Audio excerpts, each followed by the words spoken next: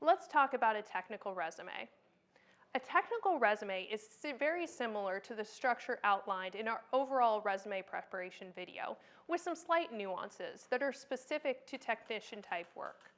Step number one is to review the job you're applying for. It's important to know the qualifications that are required for the role and ensure that keywords match.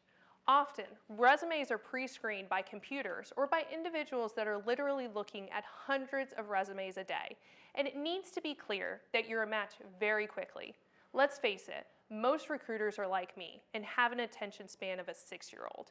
You've got about 30 seconds to capture their interest or they're moving on. This is your standard resume. You have to capture them by the top third or you're going to the bottom of the pile. So, step number one. Title your resume.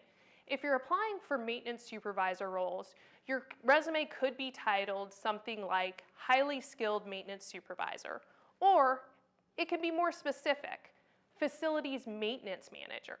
If you're applying for a technician level role, the same applies. You could go with the General Skilled Maintenance Technician, but I recommend, again, being a little more specific. Motivated electrician, or highly skilled electromechanical weapons technician. Step number two, summarize your skills in a short paragraph, 3 to 4 sentences that highlight your background.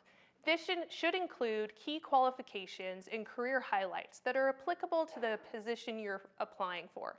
For example, electromechanical weapons technician with 13 plus years of experience providing technical support for weapon systems, their electrical, mechanical, and software applications.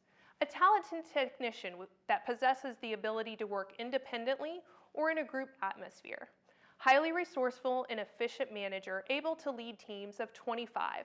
Recognized attention to detail, adherence to standards, and expert technical background. Step number 3, I recommend adding a key skill/qualification section. This is a bulletized list of keywords or phrases that highlight your knowledge.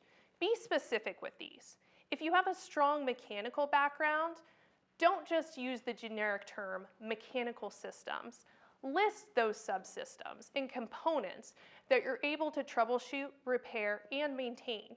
For example, hydraulic systems, pneumatic systems, piping systems, fuel injection systems. Also, most technician positions require strong troubleshooting backgrounds, and this is also a good area to highlight any test equipment, oscilloscopes, multimeters, and your ability to read and interpret technical manuals and drawings and schematics.